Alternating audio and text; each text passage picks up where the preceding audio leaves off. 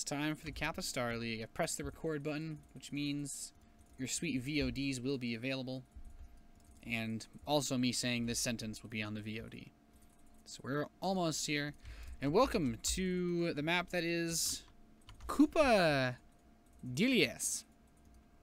I have absolutely no idea how any of this map works, although I do know it is a horrible map. So this is the Kappa Star League. Our best of 7 begins now, spawning in the bottom position as the red Zerg player from Team Root Gaming. It is Minigun. And his opponent in the north, the yellow Terran player from Team Root Gaming, is Sage. So it's a team battle.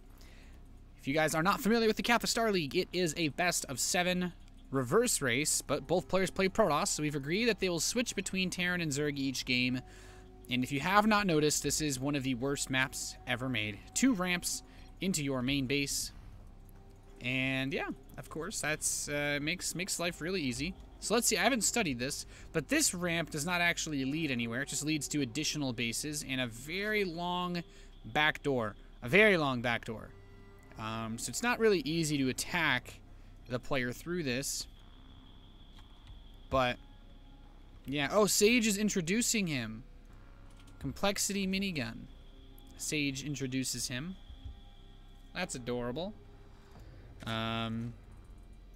What is this?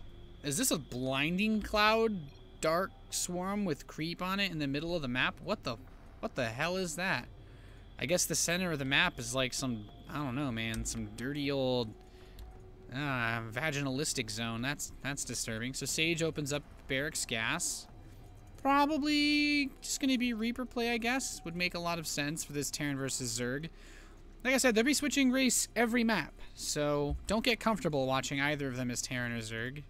Well, at least until 2 games pass. We've also used, well, we haven't used any mods for this one, but we'll be using mods in the rest of them. Sage getting ready to wall off his main. And it's kind of interesting, like how worth it is it to go for an attack that uses this little hallway-ish neurismic zone? Probably not at all. Probably not at all. Actually, you can't get to the hallway without breaking the rocks, so you're still pretty safe anyway. And Minigun. Yeah, and that's the danger zone right there.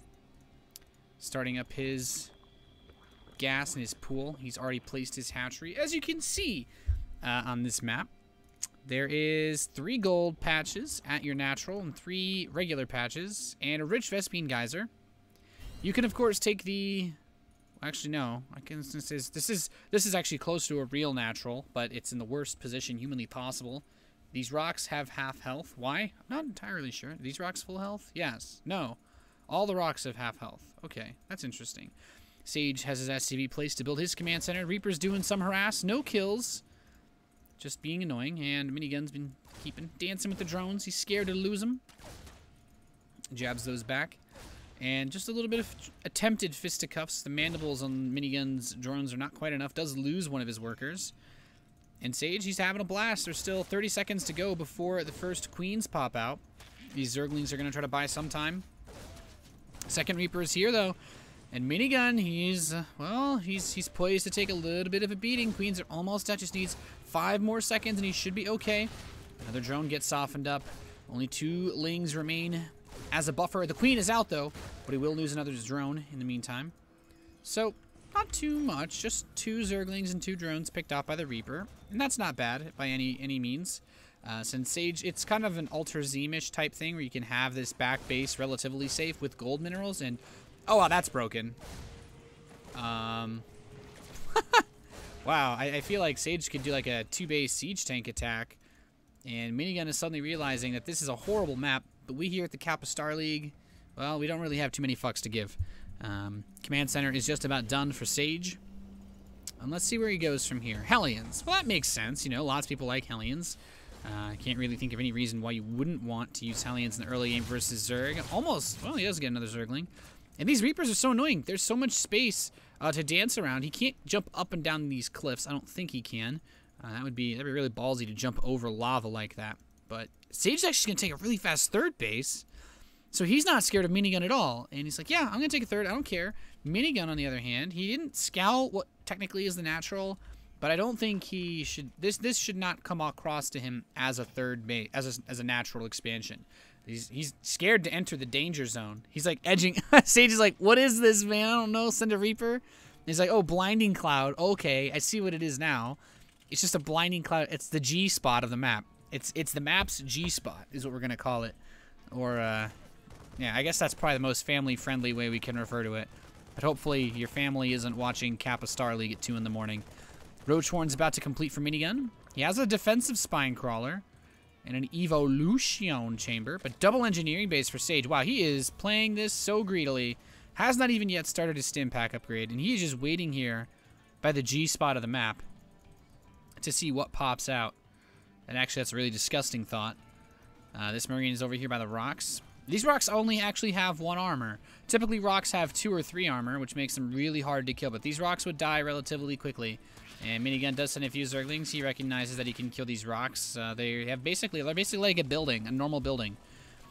And the spine with the Queens is positioned to stop the Hellion Reaper harass. Although the Reapers can still jump around here. But here comes Sage. And he moves towards the ramp and takes a bit of peppering. Almost loses a Hellion.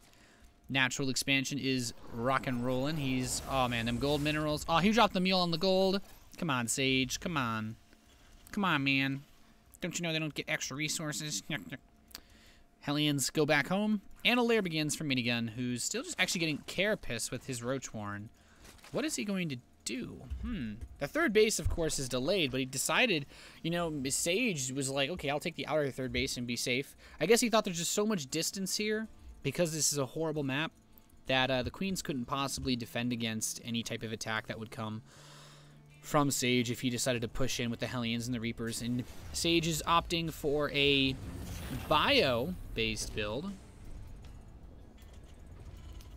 And shout-outs to Guy in chat that apparently almost missed his doctor's appointment watching this. Good luck, sir. See you later.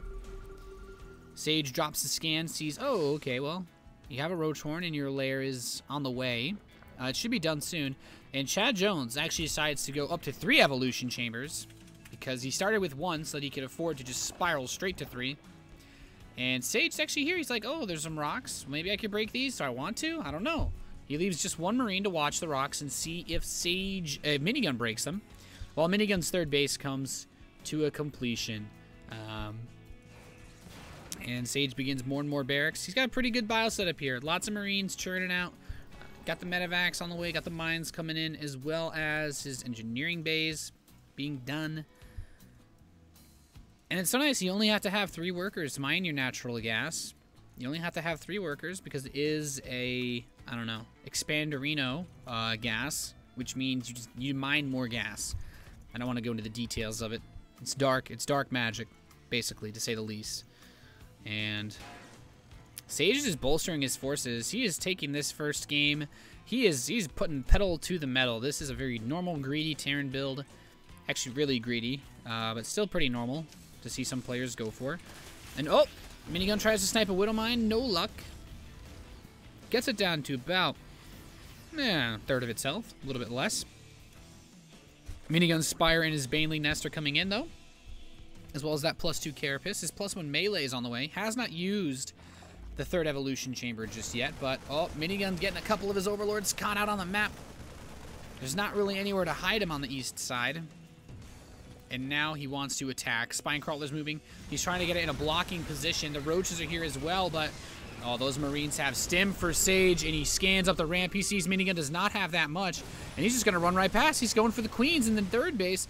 And oh, Minigun, his third base is under attack. Sage is pushing in at that little hallway on the east side. Quite difficult to penetrate as the Root Gaming Terran player just destroys everything in Minigun's third, and he is going to he's going to destroy everything. That's it. There's nothing left here.